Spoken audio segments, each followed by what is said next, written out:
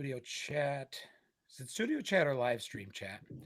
It's Live studio stream chat. chat. Or I Oh, mean I thought it live was stream live stream chat. chat. Live stream chat, yeah.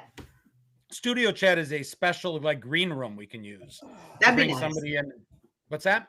That'd be cool. Get down. Yeah. So if somebody wants to sit in the Get back down. room, they Cody, can. don't look at me like The that. painting was a gift, Todd. Is that Todd and Margot Todd? I'm taking it with me.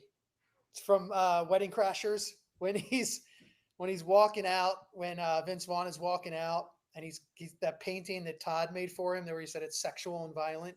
God, it's been a while since I've seen the movie. It's Hey, been a while Polly, since Michelle, Blister Bill. Hello, everyone. YouTube is filling in.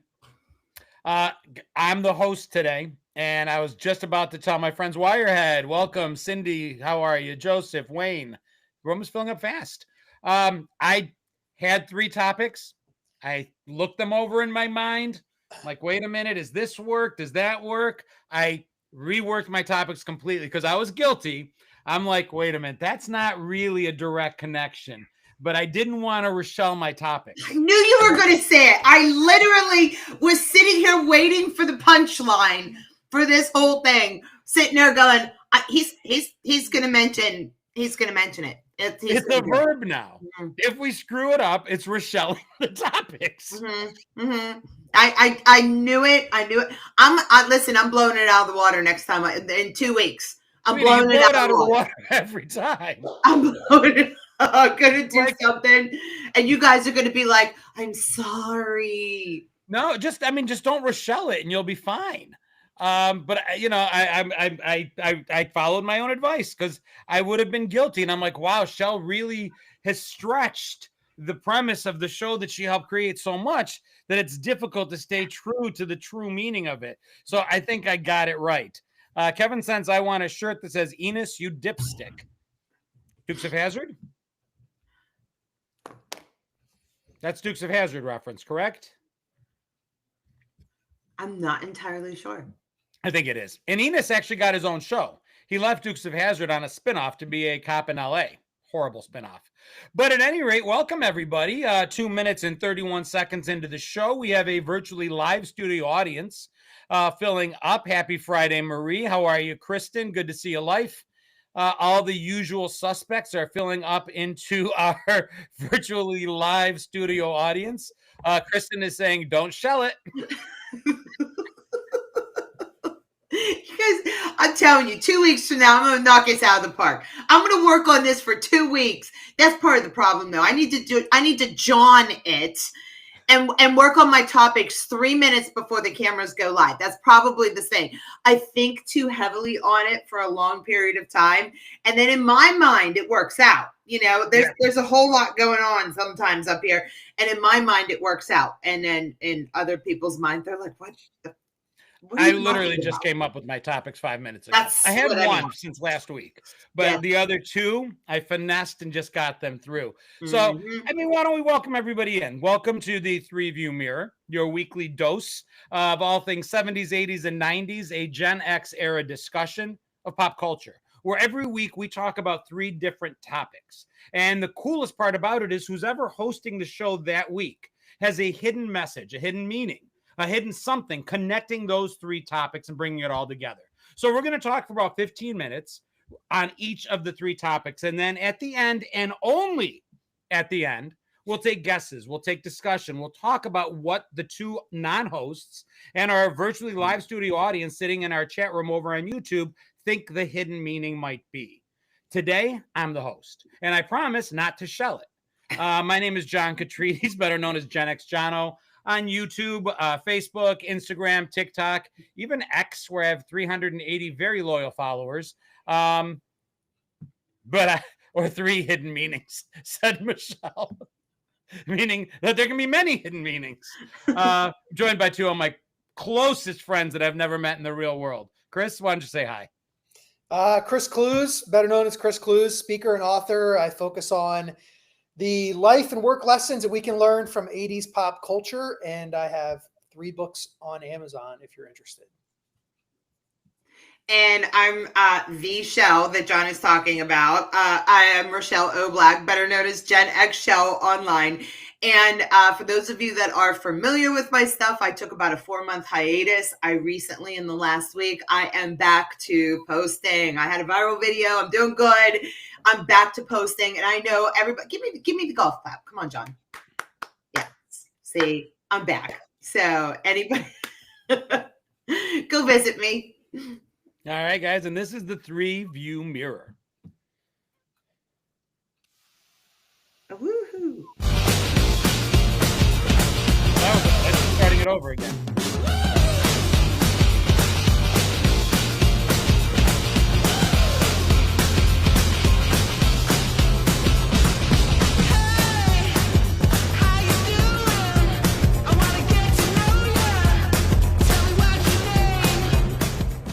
There we go. All right, guys. So here's the deal. Our show today is about 3 topics. The 3 topics are you ready for them? Atari 2600. Oh, yes. Product placement in the movies, and bike riding as kids. Nice. Good one. Somebody can top those in. Do you guys have access to the chat, or do you want me to go ahead? What did I say they were? Atari 2600. That's he just came up with them like 30 seconds ago. What were they? Did I really ask what they were? Product placement in the movies and bike riding. So we can start in the 70s, late 70s, a very analog generation that subsisted on Pong and handheld football games finally got video games at home. Like, we were Atari kids. I mean, we were arcade kids. I loved my Frogger, Asteroid, Centipede, Dig Dug, Joust. I mean, I spent quarter after quarter after quarter after quarter at the mall and the arcade. But the idea of being able to play something that they promised us would be like those video games at home, whether they were or weren't, sometimes that varied. I loved my Atari. Well, I was one of those kids that we didn't have. Yeah, I know, John. I know this whole backwoods thing. No, we did not have the Atari 2600. I actually own one now out of nostalgia. It's in my basement, and every once in a while, I'll try to get my kids to play with me, and they're like, "Mom, this is lame. This is so lame." But we had a ColecoVision. That was my game. We had ColecoVision, and I was always jealous of the Intellivision. If you remember Intellivision, when you went to someone's house and they had that little controller with the little slide-in things that like changed the controller a little bit. I was jealous of that, but we had Coleco. How could I not be surprised that you had the off-brand? Although ColecoVision had some games that were much better. I remember the commercial where they would put the Atari game next to the ColecoVision game and show you which is which, because ColecoVision was ingenious. First of all, do you know what Coleco stands for? No, I don't. Any guesses, Chris? Nope. Connecticut Leather Company. They were like a company that specialized in wallets and belts and leather goods before they entered into the computer stuff. You know what? I did know that. I could not have pulled that off the top of my head, but somewhere in the back of my brain, I have read that before. Yeah, I mean, I had an Atari 2600. Pitfall was one of my favorites ever. I have a video game machine now in my house where I got this little emulator that was like $50, and you plug it in and it's got like 4,000 games, and one of them has all the Atari 2600 games. So I've been going back and playing Yar's Revenge and Pitfall and all of the like Super Baseballs and all those stuff.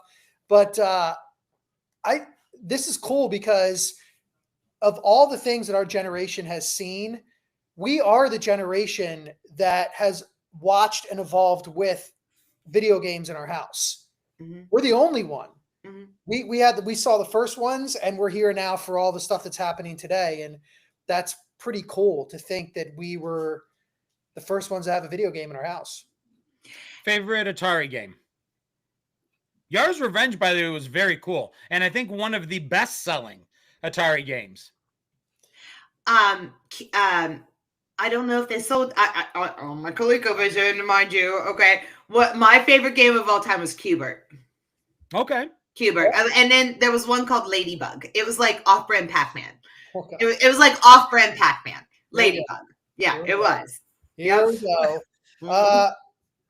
I mean, Pitfall was one for me. River Raid was Yeah. another one that I loved. River Raid, that was one that I loved. I absolutely loved Pitfall. I love that you could play it backwards. Once I realized you could run the other way and still make it over the alligators, and you could go down to the bottom level and run underneath and avoid them. And the graphics were decent. The sports games on Atari were horrific. Yeah. The fact that we could see them put like Larry Bird slam dunking on the cover of the game and this incredible art on the cover, and then you put it in and play it, and there's like these 8-bit you could barely even tell So bad. what it was. There were like 2 lines like this that was the basket. There was 2 stick-figured people, and that was it. It was god awful. And we spent $50 a game back when $50 would be like $300 today. Is that what they were? I mean, I don't know, because I wasn't the one that purchased them. I mean, my family purchased the games for us, and we never really. Collision was a lot cheaper. What? Because it was the off-brand. The other game that I loved on Atari 2600 was Kaboom. Kaboom. If you remember, yeah, it was the guy. He was dropping bombs from the top, and you had to try to keep them. Oh yeah. Yeah. I even loved the free game like Combat that came with Atari. Yeah. I enjoyed it. You could play planes, you could play tanks. I mean, after we'd get sick of we would always go back to that. And even Breakout, the paddle game, which was real basic, but I could play Breakout for hours. Or Pole Position. Remember Pole Position? Like, you talked about the sports ones being really dumb, and it was just like that one car going around and around. Are you guys watching chat? They're guessing, and they shouldn't be guessing. Stop guessing. Wait until the end. It's not about the end. It's about the journey. And right now we're talking Atari. I'm going to make it so hard one of these days. I swear to God. See, you get afraid if you make it too easy. See, that's why they don't play by the rules, these kids. Where's Principal Vernon when you need him? Did you know that there was a Porky's game for Atari? Yes. Somebody just told me. Listen, I own that game. Like, I feel like calling my husband downstairs and bringing out my box of Atari 2600 games. I own the Porky's game. You do? I do. I own the Porky's game. What does it do? I don't try to get to Porky's? Okay, when you put an old Atari game in now, especially because like my last experiences with video games, because I'm not a video gamer, was maybe like playing Mario Kart with my kids and things like that. Not having done it, I pulled out some of these games, and I had no idea what I'm doing. There was like the Superman game or the Barn Burner game where, like Superman, all he did was fly. You just had to avoid the obstacles. The Porky's game, I didn't know what I was doing. And there's no instructions. And so I just kind of put it in, and I was like, well, I don't know what that is. And I took it out. And of course I own the ET game. Okay. Which was the game that brought down Atari. Exactly. Talk to someone more about that. Did you play it? What is the premise of Porky's, though? You still haven't told us. Like, is there a scene where you have to like look into the girl's locker room and avoid getting your thing pulled? I'm gonna see if it's in this machine I have, and I'll let everybody know if they. I don't know what the premise was. There's probably 100 games downstairs, and I don't know that I put them that I stuck them all in and that I was going to say something else, and I just thought I'm going to get attacked. Go ahead, say it, please. That you were going to get attacked? I said I stuck them all in, and I wasn't sure what to do with them. And I just thought that, I was like, yeah, you're going to get me on that one. I don't know what half the games do. Like Pole Position's easy to figure out, or the barn one with the plane. But that's after that. Some of the games you just don't know. The skiing one, that's easy. You can figure it out. This can't. I guess, but yeah, supposedly the theory is that the ET game ruined Atari, and that they took all the games, and there's a landfill somewhere that's like filled with them. They tried to bury them. They tried to destroy them. That it was. They literally was trying to just pretend the game never existed. I didn't think it was that bad. I've played it. I don't think it looked any worse than their basketball game. I thought Pac-Man for Atari was the most god-awful like transition from Atari from arcade to home. No. Pac-Man was awesome. No matter where you were playing it, Pac-Man and specifically Ms. Pac-Man, which was my favorite. Did you see the Atari Pac-Man though? Yes, I didn't care. The screen looked nothing like it. The sounds were nothing like it. Didn't matter. It was awesome. I think the whole thing with the ET game was the movie was so amazing and so magical. And I'm not sure that a video game at that time could even come close to replicating the magic of the movie. And I saw the documentary. They didn't really go deep into why it didn't work, but I don't know. I mean, was, maybe a Spielberg thing? Like he was like, this does not represent my movie, because there was only so much they could do with the pixels. And I was just looking up, by the way, I had no idea about this because I was a kid when the Atari came out, but that Porky's game was actually part of a larger group of adult Atari games. And I'm not even a couple of the names that I just saw. I'm not going to throw them out.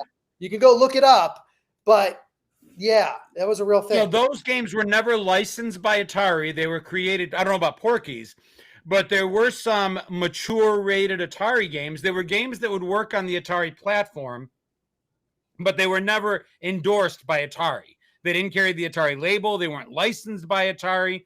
But that was a thing where there were these X-rated, very R-rated games that would work on the platform, obviously never licensed for use by Atari. But it was a hack that they're like, hey, it'll work. And I don't know that from personal experience, but like Chris, doing some research, I went down a dark hole, and some of those games, look them up. The titles are interesting. No pun intended? No pun intended. I'm writing down as we speak adult Atari games because literally I need to see a screenshot of like what I need to see a screenshot of a pixelated set of TNA or something. What kind of shot? And see a screenshot. Not a money shot. Not a money shot. I need to see what adult meant in this. I got to look it up. I'm looking it up. All right. I mean, just back to like the Atari 2600 overall though, but I suppose they knew they had something, but did they really understand what was about to happen over the next 40 years with the Atari, the beginnings of it? It's pretty amazing. Well, Atari's systems, like there's the old one that was brown, and supposedly and then there was the one that they sold from Sears, and that was the cheaper version because Sears always carried it with the big box. I got the big box from Sears, but if you got the black version, they're actually worth some money now, a couple $100, I think. The one I paid for was only $100. It was the cheap one. Again, the off-brand, I guess. And the Atari game, by the way, I know I put that, or the ET game, I put that game in, and literally within 2 seconds, you were trapped. Like you fell down a hole, and then the game went nowhere, and there was no other way to figure out what to do with it. So that was Peter's point. I think it was Peter that mentioned that it was a puzzle game and you had to figure things out, and the instructions never really walked you through. But for those of us that got stuck like that, there was no internet at the time to look things up. There were no YouTube playthroughs. You only really had 3 options. One, play with your friends. And we were as social with our video games as we were anything else in young Gen X life. I rarely really played my Atari. I didn't play by myself. I usually was with either my siblings or friends would come over and play. It was a social thing. And especially early on, if you were a kid with an Atari, dude, that was a flex. So you only learned how these playthroughs either with friends, or you could go to Walden Books at the mall and you could buy a playthrough book that you would watch. That's right. It would cheat for you, right? It was a cheat code. Yeah. And that's where we learned all the different buttons and stuff you would buy at Walden Books, this book, and it would teach you all things about that particular game. And then the third one is Nintendo, when it came along in the late 80s, had a helpline where you could call. Yeah. And they had gamers standing by waiting to answer your questions. Did not know that. Yeah. I didn't have those books. That reminded me, I think it was Track and Field that might have been on an Atari 2600 or 20. I think so. The Track and Field game where you would play all these different events. And there was one where you could throw the javelin like up out of the top of the screen, and it would hit like a bird and come wow. back down. And that was like, once you qualified for the javelin, then everybody tried to put it up really high and hit the bird. See, there's so much we could talk about with this.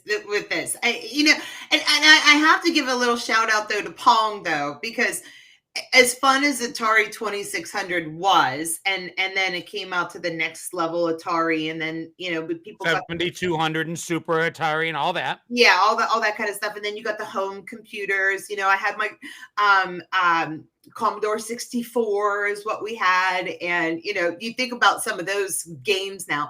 But going back to Pong was actually like I could still play that today. It was so stinking simple, and yet somehow it was fun. I don't know. Pong was Atari, right? You do realize that was Atari's first platform. Now that you say it, I do know that, but I don't. I didn't immediately recall that. Yeah, the Commodore 64, that was just the next evolution of, Well, before we move on, I want to get back to what Chris said, because I think it was profound, and we kind of dodged it. He asked the question, do you think they knew what they had?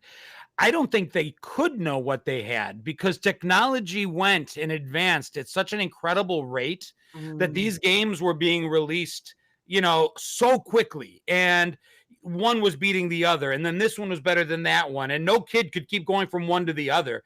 Today, PlayStation 5, how long has PlayStation been around? And we're only at the 5th iteration. But back then, these games were getting better and better so quickly, and the cartridges were better. And the tech, I don't think they knew where it was going to go. But it changed everything. Everything. I mean, Record Hound mentioned track and field on Atari, and he's right. The 20 was brutal on the joysticks. It's so much so that we took the rubber piece off to use the flat so we could go faster. Yeah, you could always get a better grip if you took the rubber off. Yeah. What? It's true. It's a more natural feel for the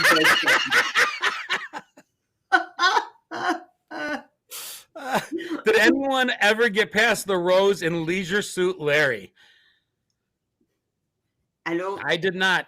HVITULV says the TV was ruined if it stayed paused. That's why we were only initially allowed to play Atari on our 13-inch Emerson, black and white. My mom would not allow it on our good Zenith. She's like, no way. And what's crazy is that the Atari, did that come out in like 79? 78, I think. 78. Yeah. So the Atari's out there. I imagine ColecoVision was shortly after that, or in television. In television, that come before ColecoVision and television. It's kind of some. They came one right after the other. And then by 1983, you have a movie that comes out called War Games, which is him on his personal computer. Like, that's how fast it went. It was literally like this computer in your house just for games to now this computer in your house that could do all these other things that quickly, like really, really fast. It changed everything. And I wanted to bring it up as a topic today because we lean in, and even on this particular episode, we're going to lean into the analogness of our childhood. The fact that we were outside playing so much, that we climbed trees and built forts, shot each other with BB guns and played with pocket knives, and we're just outside constantly. But there was another part of being Gen X, which was the tech. Yeah. Because as Chris said, we were that generation that it evolved around us, and we're both sides of that coin. And I think that's what makes us unique. When boomers jump in and say, I did that too, they can talk about the outside and the bike riding. They can't talk about being a child when this first started to explode. And the millennials can talk about being versed in the technology and playing video games, but not the earliest of them. That was us. Mm-hmm. We liked it. We licked it. Speak for yourself. I'm not saying a word. My joystick comment will stand as the worst thing I say this episode. All right. Last call on Atari 2600. Oh, I could talk about that one forever. Nice topic, John, by the way. Nice. Good one. All right. Yeah, well, the thing is, one more thing about Atari 20, just to finish up on this.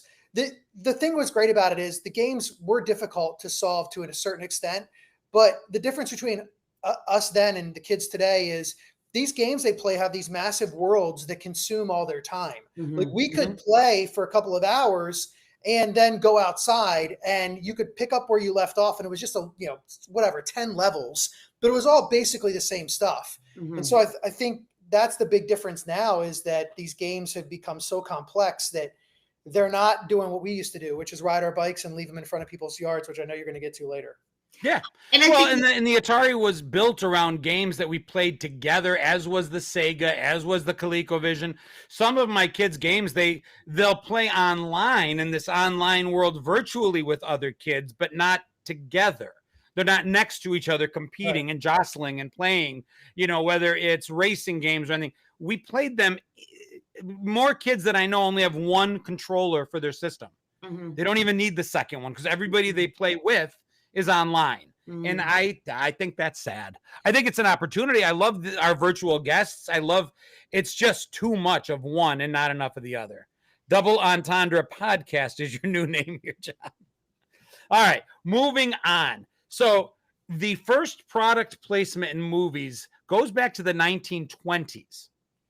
But in the 80s, it exploded. It was a source of revenue for companies. Plots were built around, okay, if we have this candy, we can sell this concept of a candy to a company and we'll make extra money for the movie. We'll be able to bring in McDonald's or Burger King or Harvey's.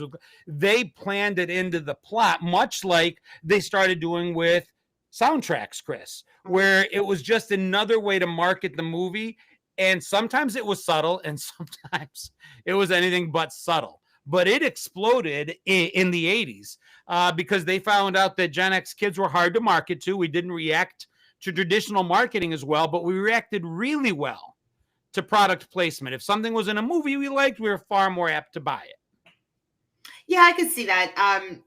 And I remember one of my favorite product placements, and this doesn't have to do with the 80s, but was when Wayne, I think it was Wayne's World, when they were, doing the shameless product placements.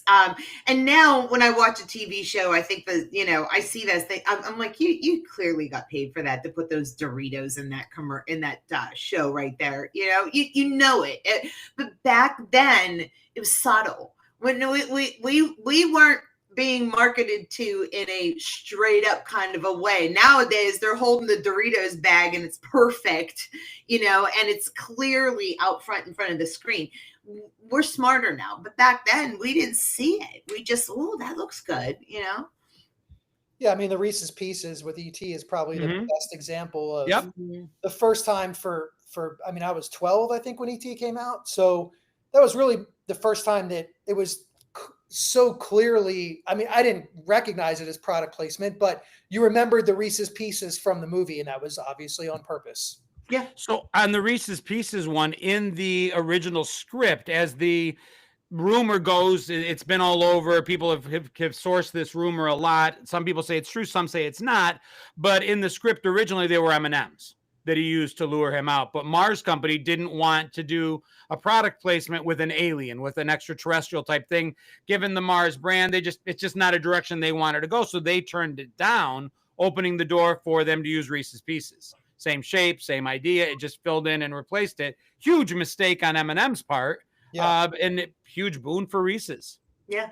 Supposedly it was because the whoever is M&M's, is that Mars? Mars.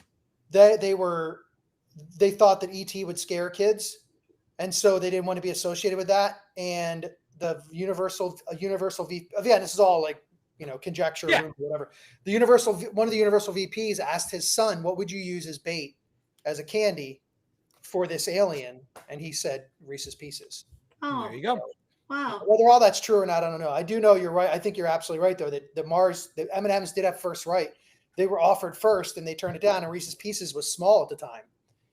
And then it just went on from there. Every movie we had, the Back to the Future franchise is another one that I think, with Nike, and you had the shoes with the Pepsi. Literally, they brought it into the dialogue. I'll take a Pepsi free. Pepsi free was something they were pushing in their caffeine free variety. So they worked with Pepsi. They featured Michael J. Fox in commercials at Pepsi, and they actually put it into the dialogue, the script, where he asked for a Pepsi free, and the guy's like, "Free? I charge 25 cents for a Pepsi." Like it was just, they pushed it as far as into the dialogue as well. And earlier when I said I don't remember a lot of the product placements, I could definitely remember the drinks, but I actually, can you think of any? Because I'm having a hard time even thinking of the product placements in some famous movies, mostly because they were so expertly put in there. I mean, The Wizard was nothing but a 90-minute long Nintendo commercial, Kevin's telling us. We just saw Mac and Me from McDonald's.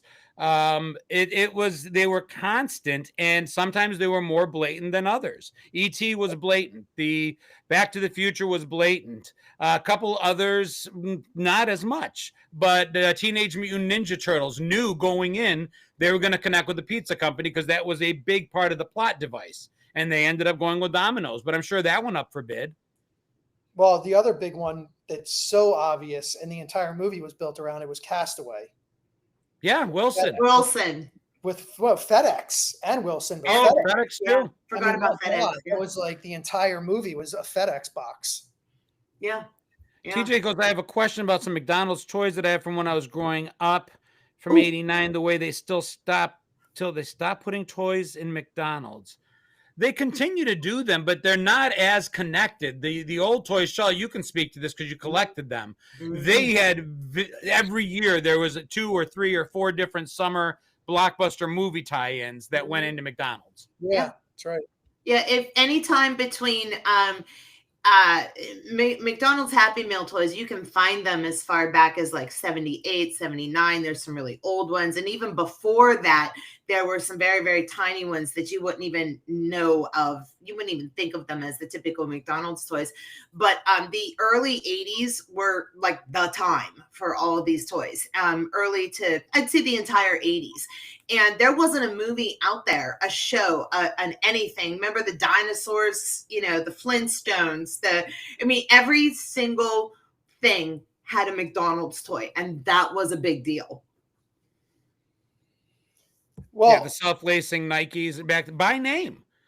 They were self-lacing Nikes. There was, you always even see, like even in the other big one I remember is Superman 2. Yes. Where they're having the major fight in Metropolis, which looks all of like Times Square. And he takes Nod or Zod, I'm not sure who he does, and he throws them into the giant Coca-Cola lit up billboard that explodes all around him. I mean, it was a huge scene. And anything could have been on that billboard. It had to be the highest bidder. And it was perfect product placement. It took up the entire screen. I think it was Marlboro cigarettes. There was that one too. In Superman 2, right? Superman 2 was the Coca-Cola that blew up. He threw him into the electronic lit up sign, but there was a Coca-Cola. There was a Marlboro one too. Yeah. They were Ray-Ban. They were like on top of the truck fighting or something. Something like that. Ray-Ban in Risky Business.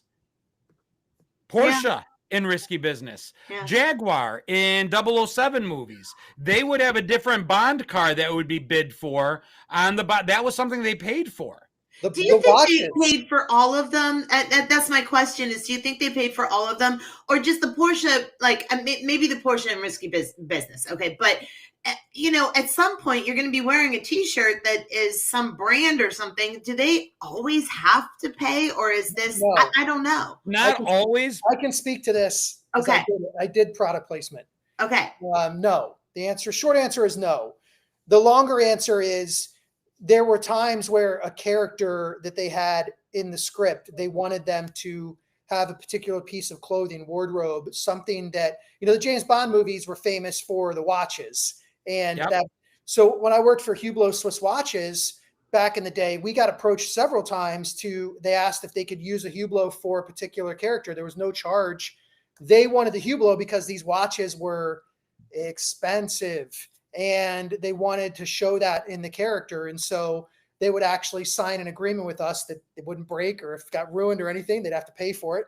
But yeah, that's how the product placement works. I think with more of the luxury items versus the ones like a Reese's Pieces where there's a mass consumer opportunity versus the very small 0.1% opportunity, just making the character look cool for what they were doing. So our incredibly intelligent group is reminding us. So Marlboro was the sponsor in Superman 1. Coca-Cola in Superman 2. Good, clean American fun. But the Bond card definitely, because there was a big deal that one of them, they finally, I think it was at Ford, I think the Mustang or something, they got an American car to finally be the Bond car. BMW paid a lot of money to be in the Pierce Brosnan Bond movies. I remember that. Yeah. And they approach the studios sometimes. They're like, we want to be the next Bond car. It's a big deal. And sometimes the prop people will approach you.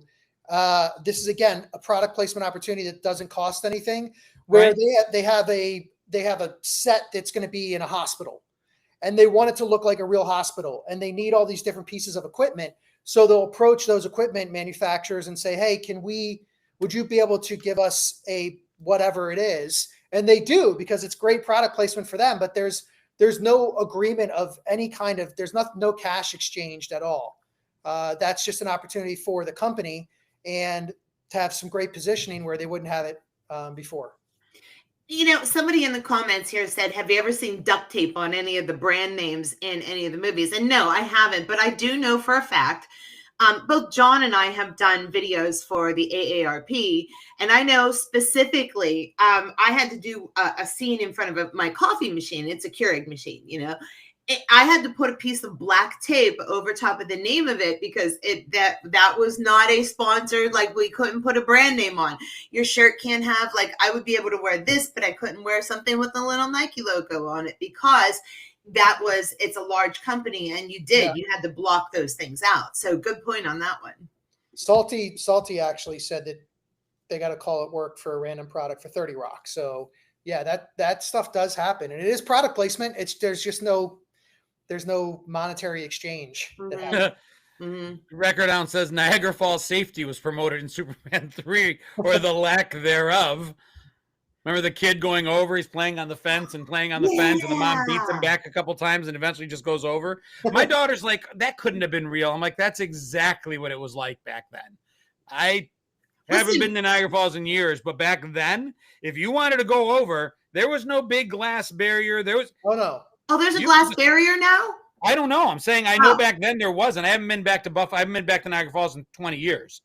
I can tell you back then there was nothing stopping you from becoming. People went over in a barrel. They went over in a freaking barrel. I haven't been there since I was a kid, but I can remember that, like, you could get really, really, really close to the falls, and there was maybe a 2-tube metal thing holding you back, like kids that clearly could have slipped through all of this stuff, and that was all there was. 2 bars going across that, like, it was your parents' responsibility to, like, hold the death grip on the back of your shirt so that you didn't accidentally fall in. Demolition Man with Taco Bell, a couple people mentioned, huge one that had to be paid, because they could have dropped anybody else in there. Blister Bill mentioned it's not the 80s, but his favorite was Zombieland. And I mentioned this one because he says, same thing for me. He said, I hate Snowballs, not the taste, it's just the texture. And Snowballs was in Zombieland. And I'm the same way. I tried that before, but I just couldn't get through the texture of it. Snowballs. Yeah, no bueno.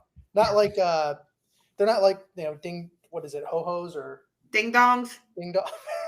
Yeah, Joseph, who still lives in Buffalo, dude. My brother who lives in East Amherst still says you guys got rocked with snow this year. So I'm so glad I got out. But he says there's nothing stopping you again, as it should be. We don't have Darwin. We don't have nearly enough Darwin in our lives. We need more of that. Yeah. Once they put warning labels on everything, we just ended up having a problem. Just take the warning labels off for a year. That's it. When we went to Niagara Falls, my son climbed the short fence when I took a pic. DeLorean Back to the Future. Chris is the first one that I've noticed actually mentioned the DeLorean, and I've got to wonder. I do think originally that was going to be in the original script, it wasn't a DeLorean. I don't remember what it was. It may not even have been a car. Really? Yeah. Talk among yourselves for a minute, and then we'll swatch out, but it was something else, and I wonder if the DeLorean was paid for. Did you say swatch out? You said swatch out, not swap out? I meant to say swap out. I think you said swatch because somebody mentioned swatch. Somebody did mention swatch. Swatch from the Lost Boys. Which, yeah, again, like these product placements, if they are for the masses, they're typically, there's a payment that's going on. there's something that goes out and they're like, hey, this is our bid to have our product on there. If it's something that's a lot higher end, a lot of time, or in the case of Salty Yankee saying the 30 Rock thing, it's just the product placement that they need to make the set look legitimate. I was going to say this, and I was right, but I did not trust myself.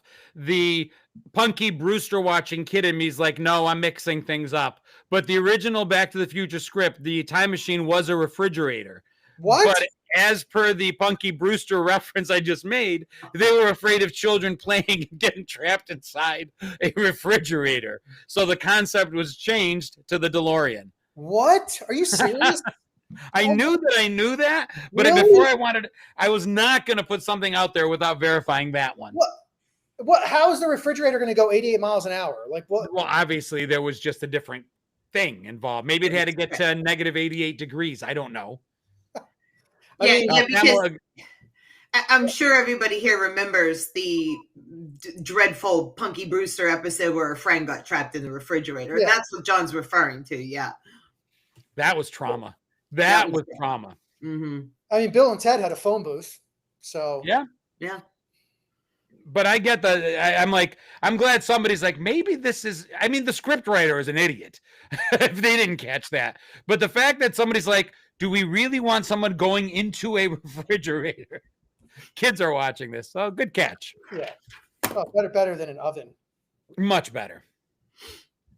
All right. That brings us to 41 minutes past the hour. So I'm going to call last call for product placement as I enjoy my sparkling ice zero sugared beverage. As I looking onto my iPhone with my Kate Spade case on it. And this is my filtered tap water. And if any of you would like to be featured on a future episode of the Three View Mirror, let us know. I could be drinking your beverage of choice. Ah, yes. Hint, hint, hint. Bill and Ted Circle K. Is that what he said? Yeah. Oh, wait, John, we should ask the audience. Somebody in the audience might have like a t-shirt connection or something like that. Maybe they could design all of us a t-shirt and we wear it on one of the episodes. Or if you want, you can email us at Three View. I don't even know where. We had an email address at one point. I think we still do. I think there's a number. I think it's 3View Mirror, but it's the number 3viewmirror at gmail.com. I think. If you want to design something and email it to us, feel free. Yeah, please. We'd love it. That's why we have a studio audience. All right. Third topic. Playing on our bikes, riding our bikes, being on our bikes. If you watch the show regularly, two of our topics are generally, this isn't a hard and fast rule, but are generally fairly specific. And then one is just something that we can all like go back to and relate to. And for me, there's not much on this earth that represents my childhood, like my bike. My first bike was a red banana seat Schwinn. I graduated to a green Huffy 10-speed. I had a Huffy BMX somewhere in that mix. I had a red 15-speed. I mean, I remember every bike I ever had. So who's off-brand now, huh? Huffy and Schwinn aren't off-brand. I had a Schwinn. Who are you calling off-brand? No, Huffy wasn't. Schwinn was better than a Huffy. I had both. Yeah, well, I'm just saying. You had the banana seat Schwinn, though. You didn't have the Schwinn BMX. The banana hammock. Schwinn didn't make a BMX. Yes, they did. I had one. I could show you. It wasn't called BMX. It was an RMC. It was so off-brand. Whatever. I don't even remember. But I had a silver and blue BMX style Schwinn bike that it's probably worth a fortune today if I still had it. But I did have a very nice bike whenever I was a kid. I had a mongoose at one point, and I had those bear claw or bear cat. Oh yeah, pedals. And my last race, when we had this place, it was called Autos. I think the kid's last name was Auto, and they had built this massive track, and it was awesome with berms and ramps. And they started doing races out there, so I got into racing for a little bit, and I went off a jump at the same time as someone else, and our pedals caught, and we both flipped, and the bear claw pedal went right into my knee. And it was was not a pretty sight. Like I didn't realize. I just got up and started pedaling again, and everybody's like, "There's blood everywhere." Everywhere. Ended up with, I don't know, 30 or 40 stitches in my knee. I still have like this weird scar that's on my knee. I'm waiting for that to kick in, like some kind of arthritis from that at some point. Listen, are you even Gen X if you don't have a bike scar? Like, are you even Gen X if at some point along the way you don't have some scar on your body that was created not necessarily by the claws, the bear claws, but by wrecking it, by falling off of it, by going down too steep of a hill, by whatever it may be? That I think it's like it's a rite of passage.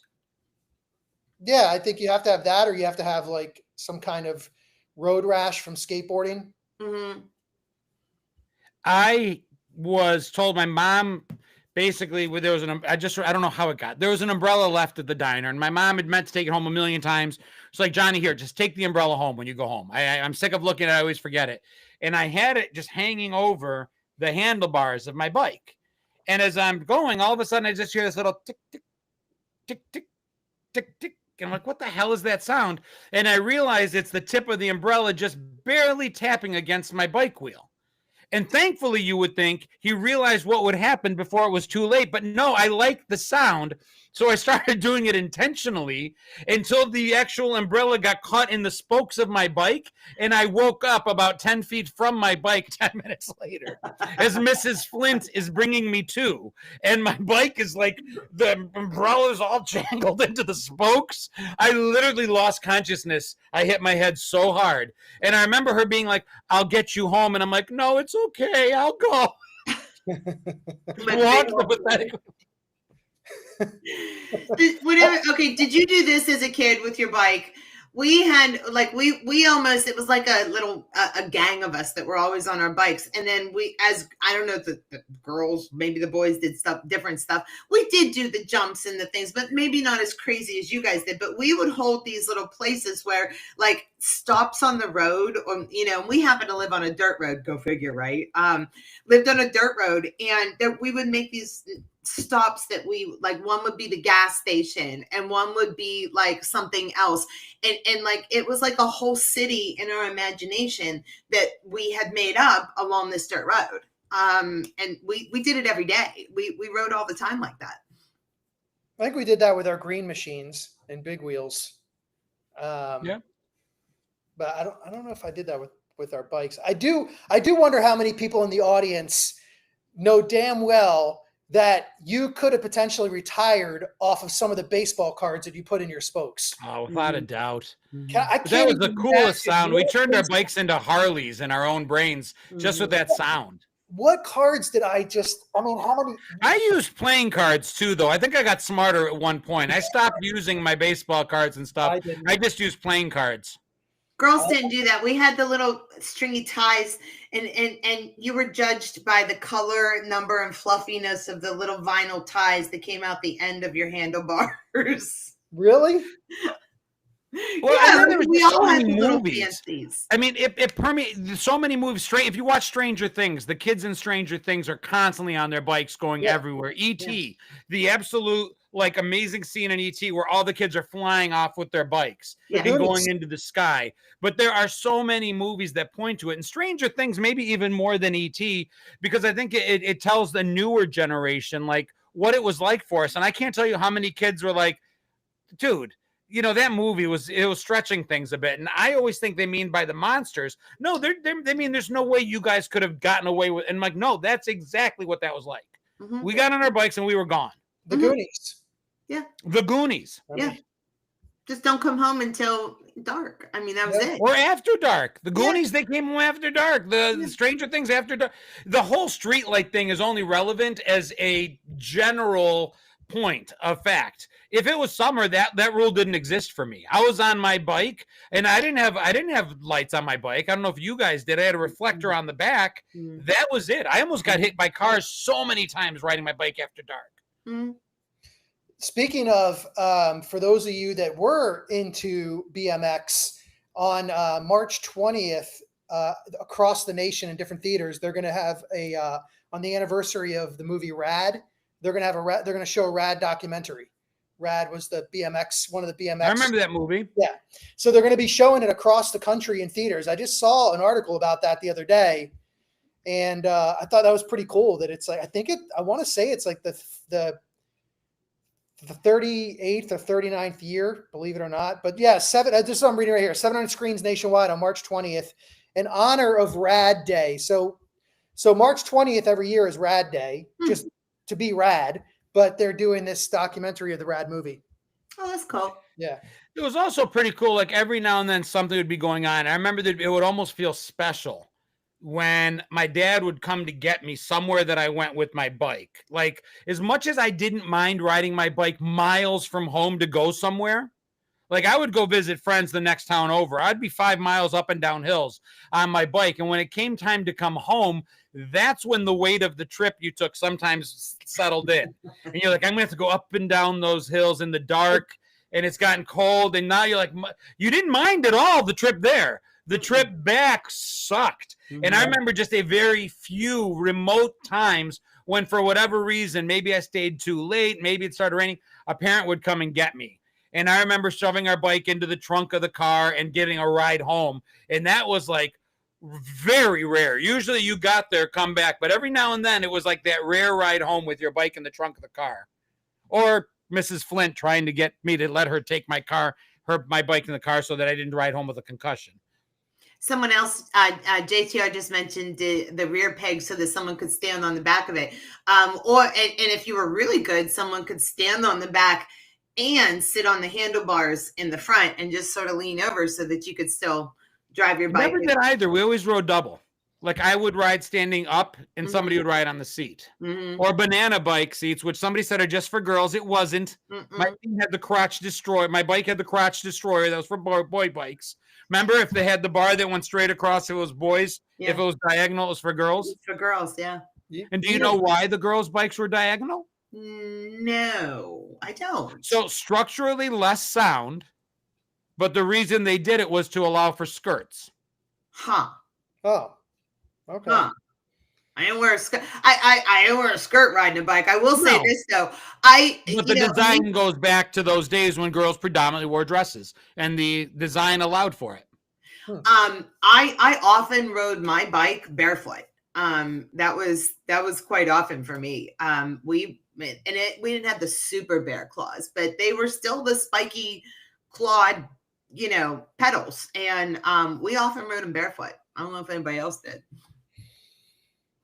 I rode barefoot, but again, it depended. I also had one of those bear claw, bear trap, that wouldn't happen. Yeah. Now that somebody just reminded me, I think I also, if I recall, I had a Diamondback, which was a pretty cool bike. I'm pretty sure that's what it was called, but sometimes I wish I knew these topics ahead of time, because I'd be like, I'll bring up my Atari games and search down the picture of me and my Schwinn. You know what I mean? It's almost funny. It's funny you say that, Shaw, because every time you're the host, I wish I would have gotten them ahead of time. Yes. Yeah. So you could tell her not to do it. The fact that took you a full 3 seconds. That took me a minute. I'll give you that. I'm seriously, I'm looking for my bike picture, but I don't see it. It's so hard. Joe said you must have Flintstone feet, that you got away with that.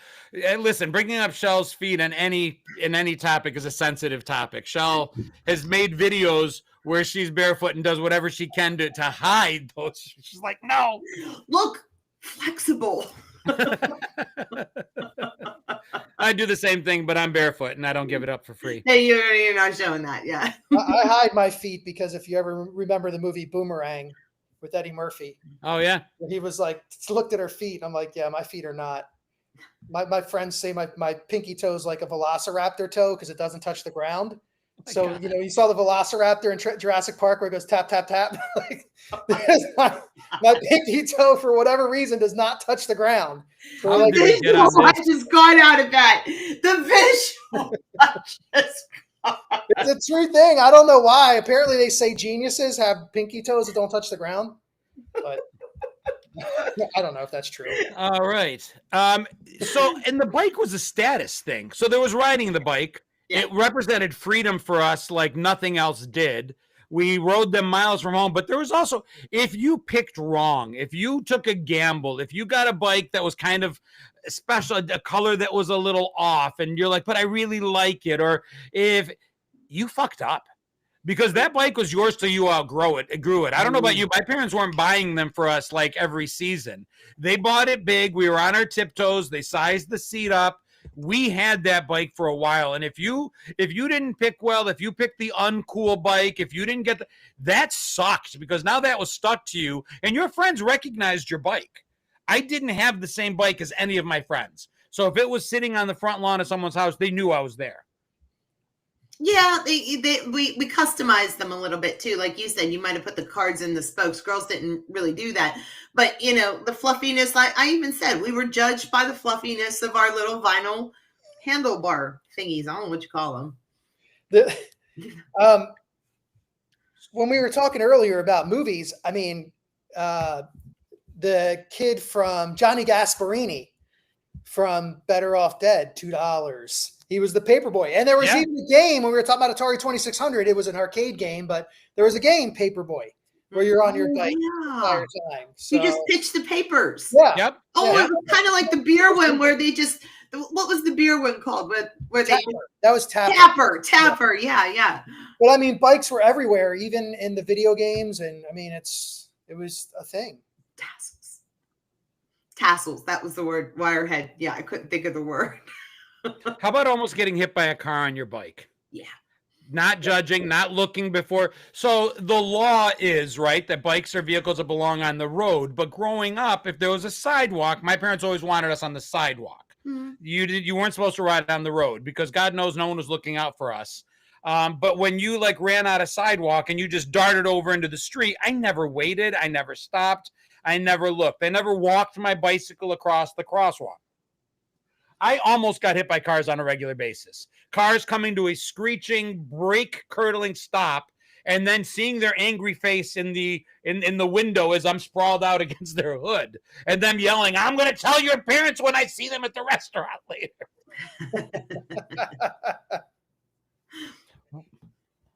Or actually getting hit a couple of times.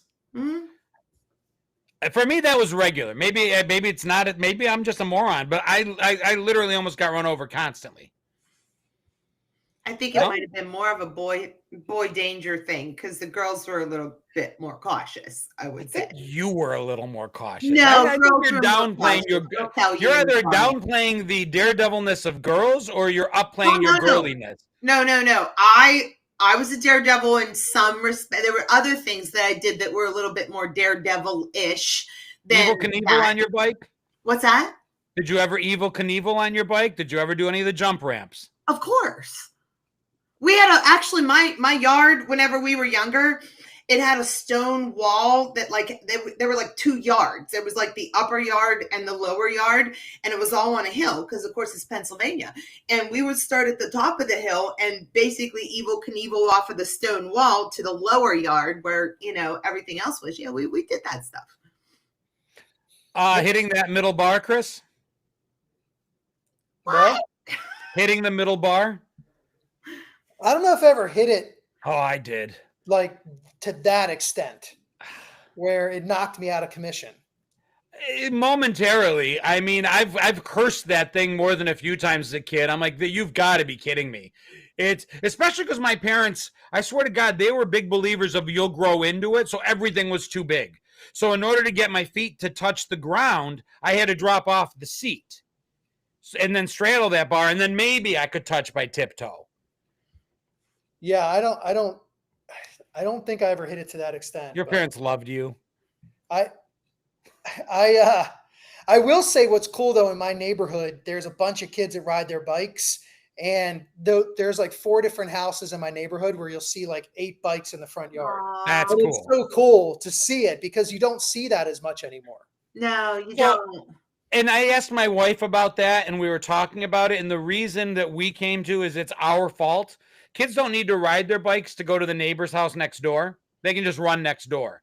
we don't let them go. As for us, we rode our bikes because we could go neighborhoods away. The bike allowed us to go visit our friends that were a mile down the road, 2 miles down the road, 3 miles down the road. So we were on it all the time. Our kids, we don't allow them the freedom that they really need the bikes. Yeah, that's and we'd go exploring. Yeah. Even though my town was small and we kind of knew it like the back of our hands, the word exploring, well, let's just go exploring. And you just took a series of lefts and rights and just rode your bike in directions you didn't know in order to find something you'd never seen before. Yeah. Yeah. And into the woods too. And into the woods. Yeah. Yeah, often into the woods. Life says I went falsetto once or twice. All right. So we're at the 1 hour mark. Last call on bicycles before we go to the reveal. Bicycle. All right. So we've talked about, what was our first topic? Atari, the Atari video game console and the Atari games. We talked about product placement in movies, and we just finished up on bicycles. So what are your thoughts? And if you all say E.T., which I personally brought up like 3 or 4 times in every segment, you're wrong. Fuckers. A bunch of people say that at the beginning. That's why I enjoyed it so much, because they didn't listen to the rules. And you're wrong. No, I'll be honest with you. I right when we were talking about Atari 2600, I thought it was ET. Yeah, and it could be. But it's again showing. So I mentioned that the bikes were in many different movies. I mentioned that product placement was something that exploded in the 80s, right? And we talked about how Atari licensed so many different things for games, E.T. being one of them, Tron, the movie, being another. There were tons of them. So if we're talking red herrings, it was super easy to build this up with red herrings. It was even easier to build it up because E.T. was the worst game Atari ever put out. Quark says, F the rules, we're Gen X. So it was easy to throw a red herring out there, but we've done E.T. We talked about it as a topic. And given a couple other videos that I've done recently, I wanted to do one that now somebody did just guess. 2 people have mentioned it. Chris, you talked about it during the podcast episode. Oh yeah, the Goonies. The Goonies. Yeah. So Ratatosker? I don't know what that is. And now JTR, the Goonies, which I also positioned the camera to show the poster during the entire podcast. So it was in your face, Shell, the entire time. No. These people were right. See, it was ET. ET is the connection. You can't backdoor this, and just because people said it at the beginning, you change your mind now and you call it good. No, you can't. You can't change this now. What? See? What did you say I was doing? You can't backdoor this. I'm not that Greek. No, the connection. I'm telling you, the connection is ET. I stand by that. Literally right there the entire time. And I actually have had a list of all the connections, of all the product placement. Because explain away. I had no idea just how much product placement the Goonies did. They mentioned Baby Ruth, Domino's Pizza, Ford paid for the car to be a Mustang. Every set of shoes in the entire movie was Nike. They were all wearing Nike shoes. Godfather's Pizza was literally referenced in Mouth actually put it in his lines. It's that he could eat his entire weight in Godfather's Pizza.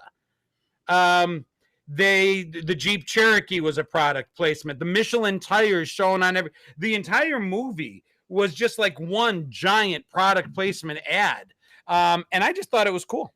And you never knew. You never knew. I had no idea. That's the magic. That's how that's the magic of, was it Richard Donner that directed it and Spielberg executive producer, I think? That's the magic of those 2. Life is echoing Shell. Only because Life, when I saw you spouting your ET, and for the second time trying to ruin one of my episodes, I was so happy. No. I'm sitting there. I'm looking at Life. Life has been telling me, "Oh, I hope this isn't another Calvin Klein." We love you too, Life, by the way.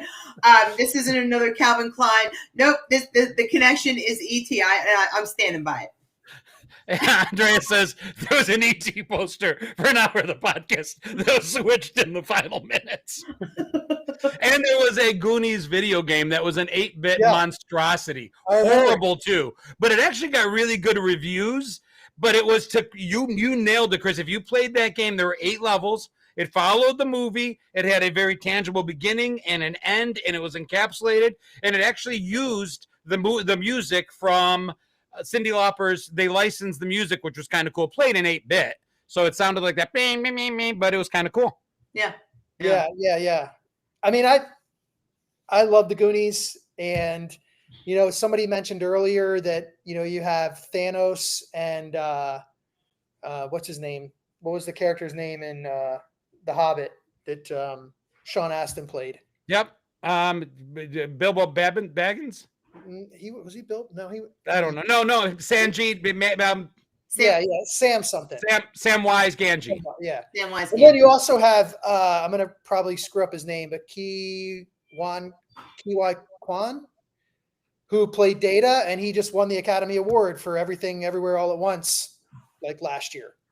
So listen, the Goonies, so much I want. This is one time that there's a reason I chose this over E.T. Number one, I wanted the red herring. I didn't think I'd fool our virtually live studio audience. My target was Shell. I figured for sure her face would beam, and there's no moment in my life that is as good as Shell thinking she's got me, and then to rip it away from her at the last possible second. But I gotta say, I've enjoyed it quite thoroughly because I even told you not to do it. I baited you all. I'm like, let's wait till the end, and you didn't, and you were wrong. But, dude, there's going to be a Goonies 2. It's been confirmed now. They're redoing it. It's been, 1985, 40 years. Yeah. This year. Since Are they really going to? Because there's all those rumors, and it's no. This has been confirmed now. They're really going to. And wait, is this the one? I've seen a couple movies that were confirmed from things where they're actually going to be their characters' ages. They're going to be the cast is back on board. Yeah, and they're back on board, but they're their ages now. They're their ages now. They better do it fast. They better do it fast, and I hope older, and you just don't know. Like, I'm torn. Part of me wants them to write the script so it's the characters we know and love, right, on an adventure again. But then I'm like, 50-year-old Goonies? No. I don't know. 60-year-old. So then I'm like, I hope they have kids, and I hope their kids go on an adventure so that there's a new generation of Goonies and it lives on, but they just have to do it well. I hope they do it like Cobra Kai, where it's the original cast almost passing the baton a little bit to this next group of kids, because that's how you keep 80s pop culture going with this younger generation, is you give them something to care about. They're not going to care about, as much as I'm a huge fan of Josh Brolin and Corey, all those guys, but no, they're not going to care about these 60-year-old Goonies, but they will care about ones that are 15 or 18 or whatever. And so, and if they remake it and they see the older characters as the parents, they're I hate to say it, did we recognize any of the older parents when we were kids in movies? No, we didn't. We didn't look at them. But the parents in movies when we were kids were either the bad guy trying to stop the plot from progressing, or they didn't exist, much like their parents were in real life. I think we're different parents than our parents were. We're an important part of our kids' lives. We're intertwined in their sports and in their activities, and our parents weren't. So I could see the parents in a new Goonies movie being a more integral part of the plot and still have it be believable. Somebody mentioned who's going to play Sloth because Matuzak is dead, and my vote would be for Rob Gronkowski. I think Rob Gronkowski would be an awesome Sloth. My vote would be to leave him out of it. He would be. I would rather they leave him out of it. No, write the character out, be respectful to it, but I don't want to see anybody else play that. I would love to see Gronkowski do Sloth. The Gronk. Quark mentioned R.I.P. Gene Hackman. Yeah. He was somebody asked about T-shirts. Be as creative as you want. Y'all know the show. You're a big part of it. Yeah. Play on the title, Three View Mirror, and run with it. I don't know. Caricatures of our three faces. I don't know. I mean, I don't know if they can capture this kind of beauty. There's an aura above you. Just it's shining. I'm so happy that they fell for it.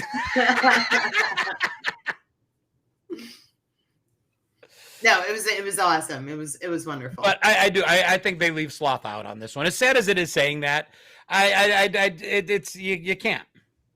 You can. You can. I hope they don't. It's like the fake Jan. The what? Fake Jan.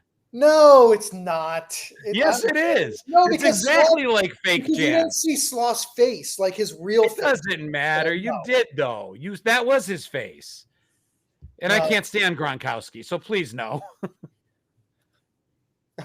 Really? I guess I know why. I mean, you had to play against him every year. I did, but it's also he just seems so. I mean, if his marketing is to appear stupid, he does a really good job with it. Almost too good. Oh, Ric Flair. Oh my God. Yeah. No, I think it's great. I mean, somebody mentioned earlier kind of Ghostbusters Afterlife type of thing where they're passing, so that this younger generation can embrace Ghostbusters and they can see themselves in the characters. I think it's great. I think it'd be a great idea if they do it that way. And I hope that they do. I mean, isn't that what we're supposed to do? Dawn from Buffy the Vampire Slayer, Roberta Flack. Oh yeah, Eurotrip too. It's Eurotrip. Yeah, great. Also, kids show that I didn't watch, but I watched Buffy. I don't know what I was going to say. I forgot it. I think I was mentioning. The hell was I mentioning? Oh my God! See, we're all 50. Well done. No, I was mentioning. About the passing the generation to the next generation. But I think that if they do this, honestly, like don't reinvent the wheel in some of the things. Like the Goonies are good enough, should be on the soundtrack. It should be the main song. Don't try to create a new one. Okay, but Maverick came up with a new song for the beach volleyball scene, and it worked really well. They could have stuck with still had the original theme. It was still there. They did. Yeah, they did. So maybe a mix of old and new. I don't know. I think I did a video that did pretty well where I'm like, listen, I'm begging don't screw this up. Please don't screw it up. It's very easy to not screw this up.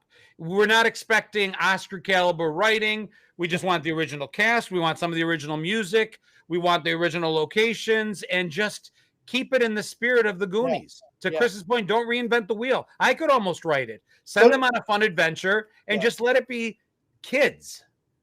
But do it like, Top Gun Maverick you brought up was a great idea. Top Gun Maverick did this phenomenal job of passing the baton, but also having those subtle nods to the original one. And they didn't overwhelm you with it. You're talking about product placement earlier, how product placement can look fake if there's too much of it or if it's like done in the wrong way. Top Gun Maverick did a perfect job of those little nods to the original in the 80s of the pictures on the wall. And of course, bringing, Val Kilmer back, which was awesome and sad at the same time. But seeing him, they did these like things where they nodded but they made it its own film. And I think that is like the perfect mix of nostalgia and passing it on to a new generation. Oh, who just said it? David, I hope you're wrong. Sloth will be CGI. No. God, no. Please, God, no. Going back the other thing is, just to bring you made me think of something. I mentioned that product placement with Gen Xers worked in a way that regular marketing didn't. We wore, members only jackets. Oh my God. That was the original product placement from the Goonies that actually got me. I remember buying one directly thereafter. That was the big one. I was even going to wear it. I had it right here as product placement for the Goonies. But I thought it would be too much. I didn't want to push too much direction, but I had it waiting. Corey Feldman in his gray members only jacket. Oh, that's right. Well, I'm so glad that it was the members only jacket that you got to display for us and not parachute pants. Hold on. Was that just a minute? Thank God it wasn't parachute pants placement. So I had it ready. It was that from the beginning. I tricked you. I didn't trick you, Chris. I think you nailed it. I think you knew it. I was 2/3 of the way there in my head that I thought that's what it was, but I didn't, I wanted to wait. Yeah, I mean, I was very blatantly talking ET, and usually I'll do anything I can to push away from it. I was putting direction towards the comments. But again, I wanted to get you hook, line, and sinker, Shell, but the virtually live studio audience went there first. 2 weeks, you're done. I'm gonna do so. I'm gonna get. You're done. You're done for. I'm making something good up. That's it. Is that a challenge? It's a challenge. Are you gonna shell it? No, it's gonna be. I'm gonna John it. I'm gonna trick you. I'm gonna red herring it. So mine is when something works well and you've accepted the fact that yours is. What do you guys think? Boozy says you didn't know it. Hi. No, I'm pretty. I saw Chris caught on. Especially when you said Goonies, I knew that you weren't baking it. I'll give Chris a full point for this one. Shell, you get a big ah. And there are a couple of people in the audience that got it at the end. So we'll throw out some points that way too. Sorry, the dogs are, yeah. Anything else, guys? No, John, it was wonderful. I like the connection. I'll give you a golf clap, okay? You get a golf clap. And you saw how that worked, right? The Goonies connected to each of the topics. So the Goonies had product placement. Who came up with Goonies this show? showed kids riding their bikes. Well, I'm just trying to make sure. So, I had a brain fart. I had a brain fart the last couple of times. I thought too deep on it. I'm going 30. I'm doing 30 seconds. I'm coming up with topics in 30 seconds. All right, guys. Well, listen, I'll just say one more thing. Yeah. You guys know the artwork I have in my house, the skateboard decks, and there's 16 candles back there on the wall. Everything in my house is pretty much 80s, including I have my Goonies print. Nice. Dude, I love that. Yeah. And there's the bike scene. Yep. That's the only reason I do. Because I looked over at my wall and I was like, wait a minute, something's adding up here with the bikes. Yeah, that's awesome. Yeah. Chris, I love it. Thanks. All right, guys. We'll see you next week. We appreciate you being here. Podcast is starting to grow. The numbers last week were really good, especially in replay. So I will say what I always ask. Talk to people about it. Let them know about it. See if you can get somebody to join in with the live stream. Share a link to the YouTube page before the live stream and invite your friends to come in. Let's see if we can get this going. And if we can, who knows? We've talked about it. Maybe we will be able to do a live version of the Three of You Mirror at a theater or hall close to where you live. Mm-hmm. And I'll be your host next week. So there'll be a musical spin somewhere in it. Just of course there will. Yeah. And you'll play by the rules. Of course there will. All right, guys. Peace. Be good. Yeah. See ya. Fucking live again. Try to bust my face out. Dude.